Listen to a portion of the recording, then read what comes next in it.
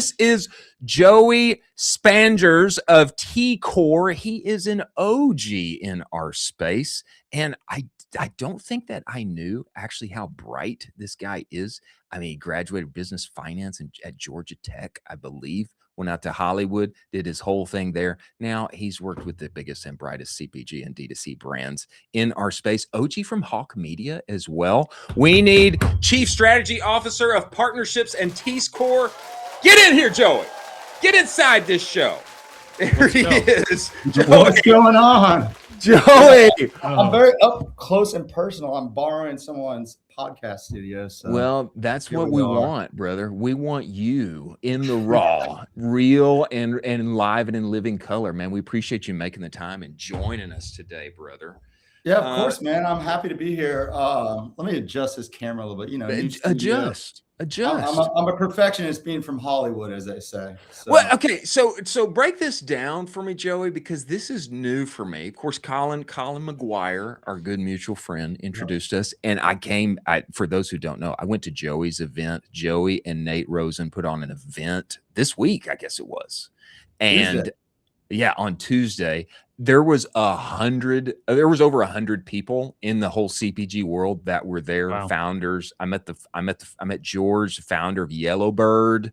I met Connor, co-founder of Frozen One. I mean, it was just great times had by all. By the way, I brought some props. So Yellowbird, Frozen Let's One. Let's go, baby. Oh. Keep going, keep going. But give us background, bro. How did you get here, man? You started off in Hollywood, is that right? Yeah, man. I did as all engineering students did, and decided to go to Hollywood afterwards. There you go, as you would. I mean, I guess I like complex problems, and getting a job in Hollywood is a complex problem. But we found a solution, and I ended up, to get a job in Hollywood, Georgia Tech is not that helpful because nobody does it. And so I basically just started going on casting calls, interviewing producers, agents, ask for money, get advice, ask for advice, get a job, apparently. And I ended up running into, it's a longer story, but I ran into a guy that was an ex-CIA operative who happened to be working on a show with Mark Burnett. That's a story for another time. But if you're not familiar with Mark Burnett's name, you're definitely familiar with his shows. So Survivor, Shark Tank, The Voice, you name it. Yeah. That guy's covered every hour in television, and definitely an interesting guy to learn from. That's for sure. So, and how did you end up in D2C CPG, bro? I mean, like make the connection. Like, how did you end up over here on our side of the interwebs?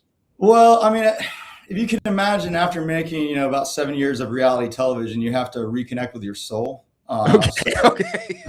I started making adventure films, which is, again, non-traditional. I found this guy who had ridden from the tip of Alaska to the bottom of Argentina on a tandem bicycle by himself, and picked up 280 different strangers along the way. So really reconnected back with the roots of storytelling. One theme you'll see in my career is always about content, community, and commerce. And just started helping them. I mean, making documentary films that take 2.5 years is not a very sustainable business model. So I helped shift them into working more directly with brands, sort of early, like branded content. So we would go down to the favelas of Rio, build a climbing school for the kids, replace the bad risk of slums with good risk of climbing. Brands like Black Diamond and Given Slacklines would jump in and support us in our venture. And we would make films, not big budgets, but we would make it happen. And there was a group out of Compton, which is a very nice place to have an office, would reach out to me because they saw that I knew a lot of outdoor brands. And they said, hey, we work with Camelback, we want more. And I told them, I said, to be honest, I don't buy anything online. So like this talking about, I have no clue. This is like circa 2011. So I've been in the e-commerce space for about 15 years. And ultimately what happened is like, it was a beautiful way to combine all three things, right? I could tell a story. That's a great point. Get people excited about it enough to pull out their wallet and support, the story we had told. And this is the thing that a lot of people don't know about television, but in the early days, versus analytics in e-commerce, is you had to call a hotline and they would tell you a number in comparison to all of the other shows. So it was just a recording, and they would tell you some number like a 4.3 over 9.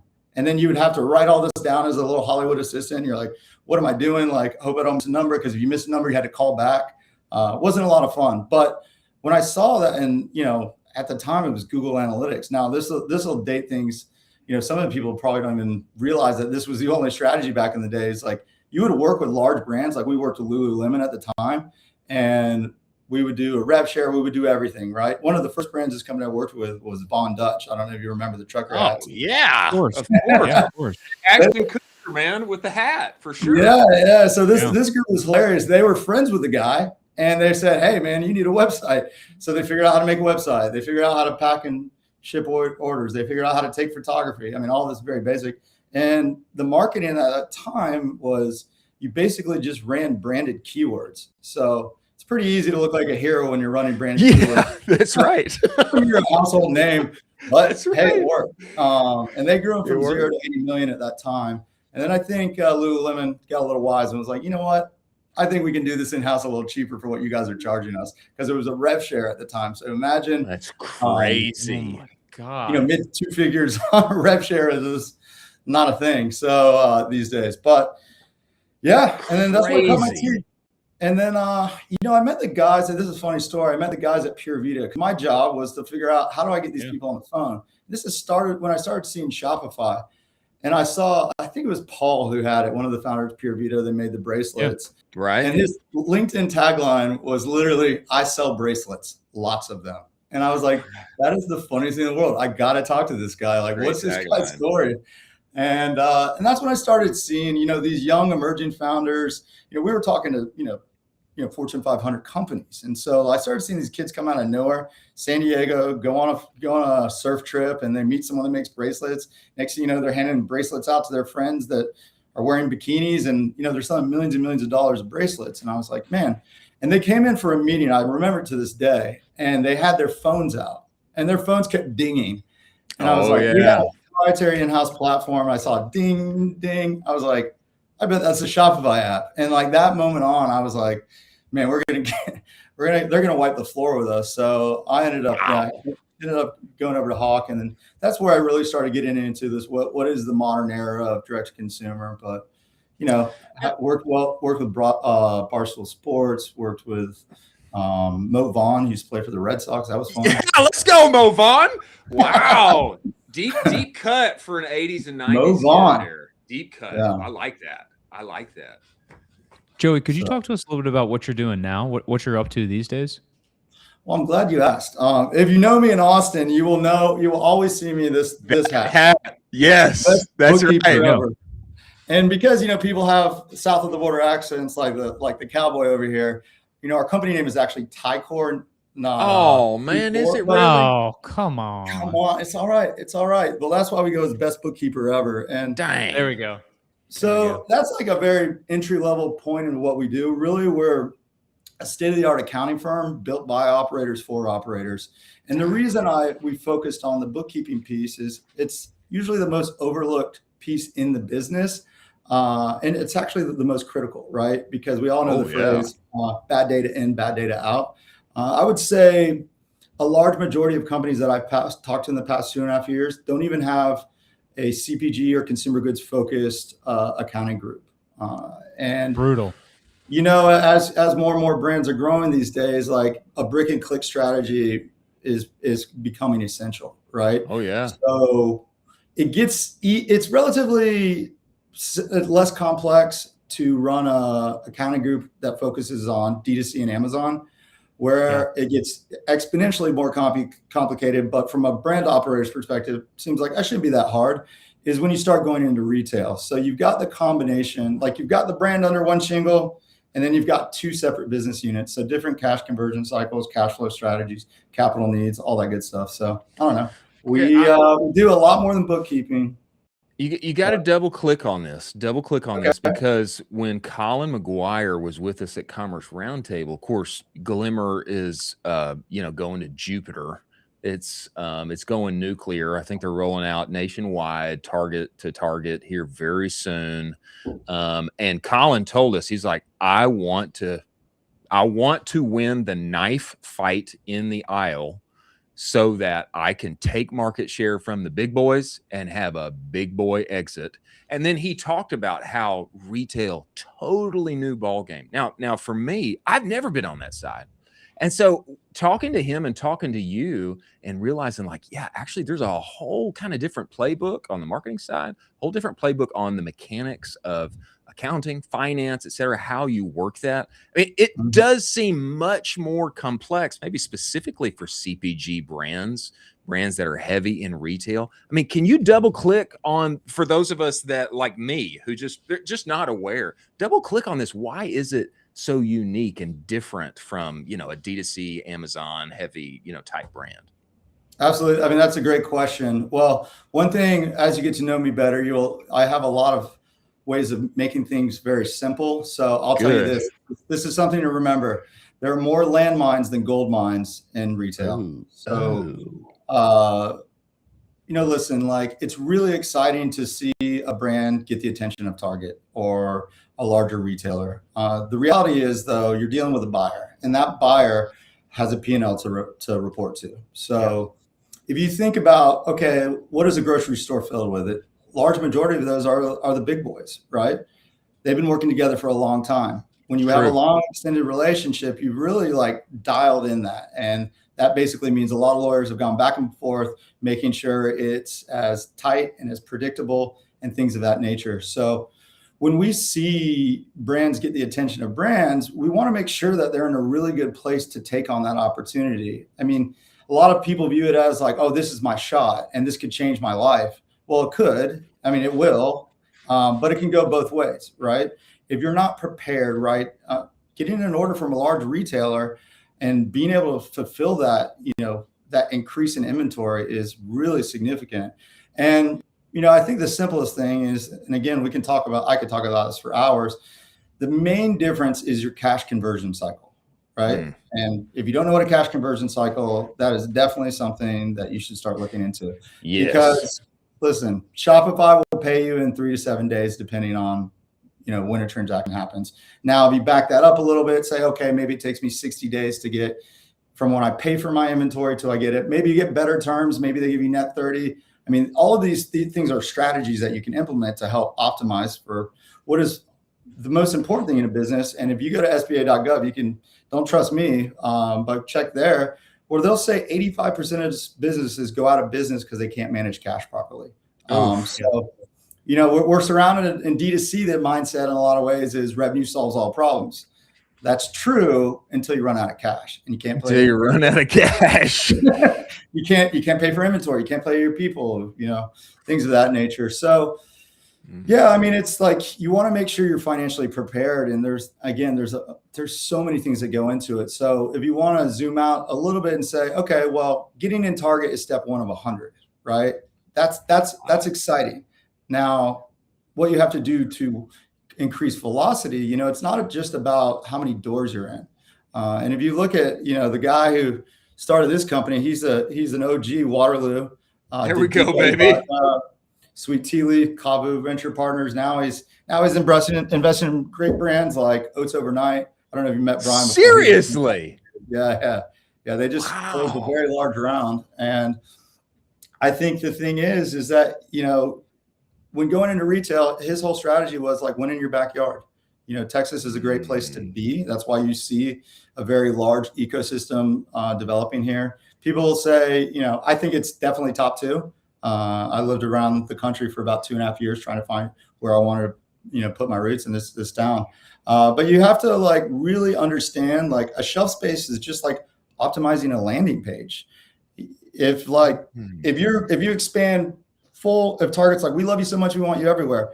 Well, there's about 2,000 stores in Target's ecosystem. Like, how are you going to go see where your product is on shelf? Like, you don't know. Good point. Is it even on shelf?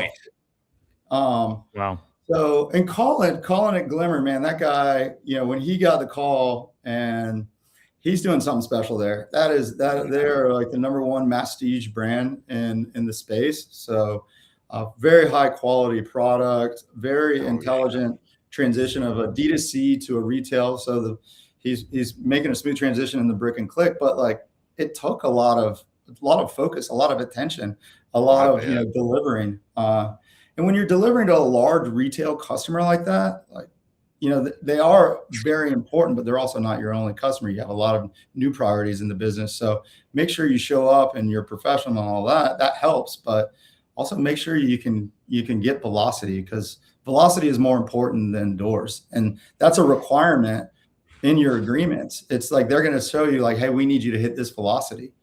Wow. So, yeah. Could you dive into a little bit more? I mean, you've talked through a little bit of the pitfalls that are going on right now, but could you dive in even more? I think this is totally not talked about enough. When I was in the process of selling my brand, I had to go through, and the bookkeepers and the accountants were my best friend at that point, because the financials have to be so buttoned up, because due diligence and everything going back and forth, you're gonna get, everyone's gonna see all your juice, and you better have it all lined up perfectly, or else there is no deal getting done. Talk to us about a couple of these pitfalls that brands are running into that basically make them, possibly unexitable. Well, I think the biggest thing is like, not a lot of people like to start their business, like to talk about finances. It's just kind of an American thing. I think that's true, Joey. I really do think that's true. Americans don't like to talk about it. We don't.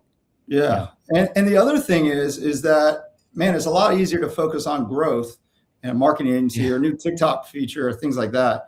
But like to say like, hey, I need to make an investment in the right infrastructure for my business. It's just as critical as a 3PL, right? Like someone's got to ship the product.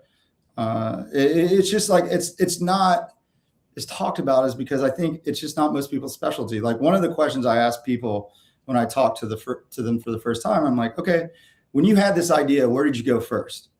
Did you go to Canva or did you go to Excel? And if someone's gone to Canva first and started, or now ChatGPT or Claude or whatever, that's sorry, that's a little dated. Then like, yeah, you're sure, like you can understand brand and emotion and connecting, that's all very, very important. But like, if you go to Excel, like, I mean, I think a company that I like in the space, are you familiar with Magic Mind? Yeah, of course. Of course. So, listen, I have a business partner and I call him the Rain Man of spreadsheets. And so nothing gets him more excited than talking to someone with a great spreadsheet. I know it sounds boring, but TJ, he's a fascinating dude. He started his career by, creating a record label in his parents' basement, sold that. He's worked with the biggest artists in the world. I think that's what makes him have the ability to sit there all day and look at spreadsheets. He's just like, he's got a different gear.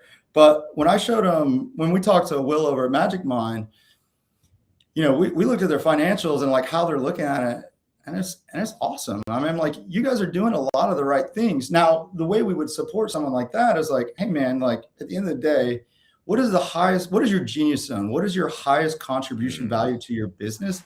Is it doing journal entries? Is it, doing APAR? Is it maybe, I don't know. But maybe there are other things, right?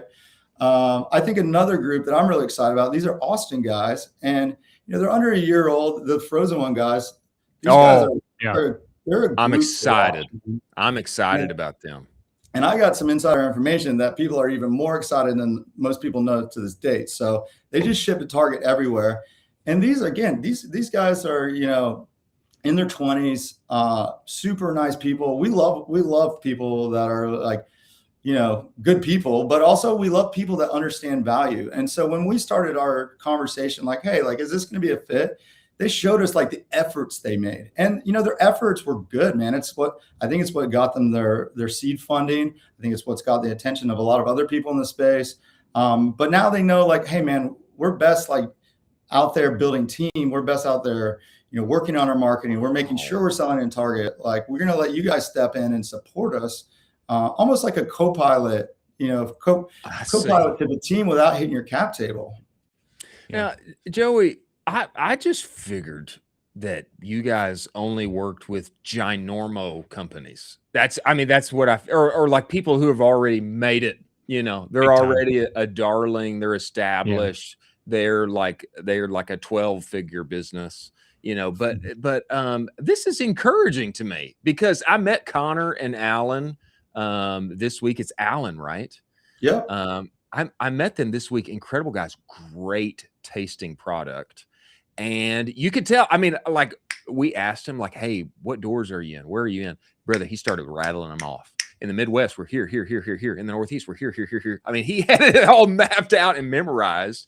And sounds like you guys are, you're involved at that level too with companies that are on the come up. Yeah, I mean, we even launched a brand, and so we had a group come on in December. They launched in January. And I can give you a little more of like who we focus on. We focus, and we say this very specifically, people driving to 10 million in revenue above. So that doesn't mean we won't take someone on that has 0 in revenue. And we took one on in December, but they're well supported. There's an asterisk on that, right? Yeah. They're backed by, the guys at Four Sigmatic, the CEO is a former CEO of Four Sigmatic. So really operationally tight. They've got, if you looked at their investor list, you're like, man, these are these make big sense. Boys. Yeah. So, I mean, more or less protein, they're exciting, man. They're in the gummy space as well. I mean, you're seeing a lot of really good things happening there. And I think that's another one to watch in the space as well. Colin, when Joey talks, it just, all of these names just keep rolling off, these brands, like old brands and new brands I hadn't heard of, you got a Rolodex inside of that mind. Oh man, that's at least it's good for something, Yeah, I mean, talk to us a little bit more about these brands. I mean, what is a brand that you're working with right now that you think more people should know about that don't, know enough about them? Everybody talks about Ridge. Everybody talks about Hexclad. Give us one where, hey, these guys are doing incredible things in the space. More people should know about them because the product is absolutely exceptional. And I think in a couple of years from now, these guys are going to absolutely just be explosion central. Yeah. No, it's funny you bring up Ridge. Sean and I used to work together at Hawk. And so I did sales. I did sales, and like much to the chagrin of Eric, I wasn't a high volume guy, but I was a high value guy. And so I would handpick everybody on my team. I was like, hey, this person's about to come in and spend $1 million. Like, I can't trust it with anybody. So Sean was always my strategist. And then Gian, he was always my media buyer. Wait, so ask that question. You got me distracted a little bit. No, good. Any brands that you're seeing right now that more people should know about them that you think are just going to basically explode in the next couple of years because the product is just so unbelievable, and you just kind of see this trajectory that you've probably seen already in your career where these brands, you're meeting these founders that are 20 somethings, and you're like, I met these guys 4 years ago and now they're doing $100 million. It's unbelievable. Yeah, I mean, Jack from Everyday Dose, he was one of the guys I saw. I remember he invited me to his house in Topanga for her breath work, and I was like, I don't know, I'm like, sure, I'll go do breath work in Topanga. No idea what I was there for.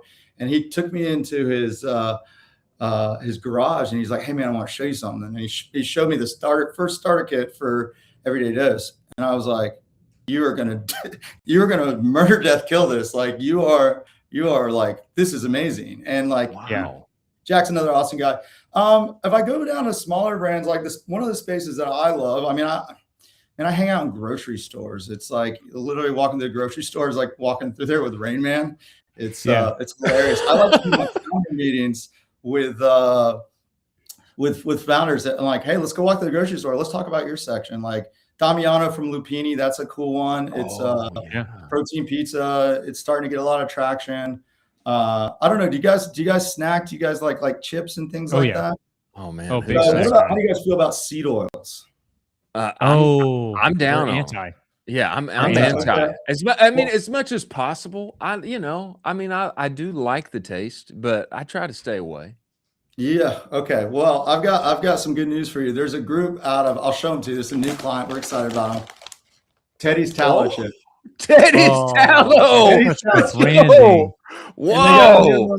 They got a new little thing coming out soon, but man, it's a classic chip. And honestly, to me, it has a lot of the tendencies of a like really good French fries from your childhood. So and it's a great price point. So one of the challenges with like these better for you categories is how do you keep quality up, but not sacrifice, like not exclude too many customers. So I think they're to watch.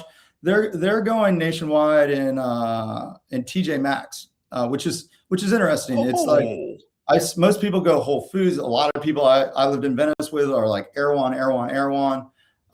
That's pretty cool. Wow. Yeah, and then I think like a great, couple great female founders.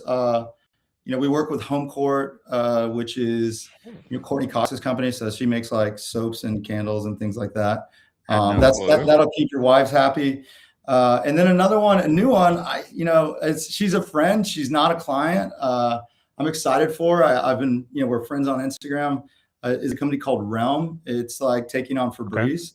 So they're like the top performing in all of Erewhon right now. And I think, top in this space. And like I think they're in Target too, and they're selling out in Target. So it's like almost like back in the days of sneaker drops. Like you kind of have to be there when they put them on the shelves, or else they're going to be gone. So I'm really excited for her. I hope she calls me because she's about to enter a very interesting finance part of the business, but she might be really supportive. We haven't chatted yet, but it's time to talk to Joey. It's time to talk to Joey. Yeah, come on, we've got the power of the internet here.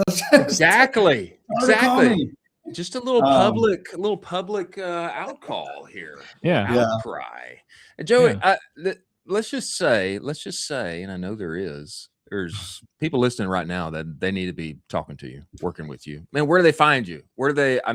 Is it Twitter? Is it LinkedIn? Where do they find you and talk to you? Man, it's so funny when you tagged me in this thing. I was like, oh gosh, I haven't looked at my ex in a long time. I know. I'm like, so now it's adjusted to Austin. Now it's adjusted to my current company. But yeah, I mean, listen, I'm super accessible on LinkedIn. My email is, just Joey at Teicor. If people want to, Teicor. Yeah, that's why I went with T. Tei. I'm it's thinking the French version, man. It's the French version. I like that. Fancy. I like that. Fancy. Yeah. Southern Louisiana French version. Yeah, exactly. Creole. They're a little Creole. Creole. Joey, That's awesome. I think a few things are clear. Number one, retail. It's a playbook that a lot of us in ecom don't know. And it seems like anymore bricks and clicks is what it's going to take to go to the moon. And so navigating that with wisdom, navigating the finances of that needed. Very glad that you guys exist. I think everybody should go and talk to you. And especially with this Rolodex in your head, brother, I think we need to find a way of any kind of gatherings you're putting together. We want to be in on, and we'll just bring the road show with us. We'll live stream from there. How do you feel about that, Joey? I love that. I mean, I'm looking to go to New York at some point in time. So maybe you and there we go. Let's go. Colin likes New York. Oh yeah. All my founder things, like I'm not an event producer. So, I mean, although I can produce events, what I really like to do is build community. And so that's start with adding value first, as much as possible. So on that note, I am working on a content piece that I would love for you guys to share. Modern Retail wrote an article about zombie brands. And I think zombie brands are very fascinating, especially when you look at what happened with Allbirds. And so I'm going to write a piece of content called How Not to Be a Zombie Brand. Great. Less of the autopsy, more of how the preventative health. So, I dig that. Well, okay. So Joey, now that you're back on X, you got to make it an X article too. Yeah. Okay. You gotta make it an X wherever you put it on X also, and we will reshare it. And we're going to put this video right on top of it. How about that? Amazing, man. This is the encouragement I needed to really get back on my soapbox. All right. Joey, man, we appreciate you joining us. Thank you for all that you do. Look forward to having you back. All right. Cheers. Take care.